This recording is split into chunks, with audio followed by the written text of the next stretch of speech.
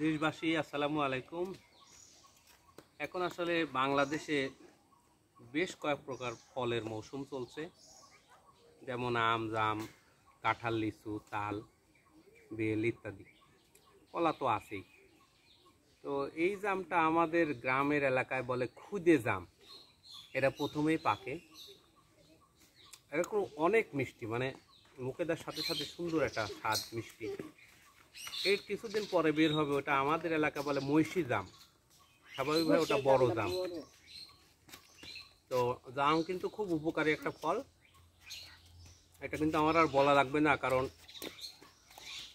নেটে সার্চ দিলেই বা বই পুস্তক পড়লেই জামের গুণাগুণ জানা যায়। তো আমরা সবাই দেশি ফল গাছ লাগাবো, বেশি বেশি করে দেশি ফল খাবো, এবং দেশি ফলের প্রথম আর শেষ একটা গুণ হলো রোগ প্রতিরোধ ক্ষমতা বৃদ্ধি করে।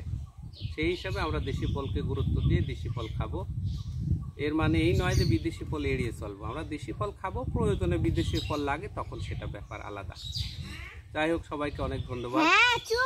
আমার সাথে সবাইকে এক খুদে জাম খাওয়ার দাওয়াত দিচ্ছি। সবাইকে খুদে জামের শুভেচ্ছা। আল্লাহ হাফেজ।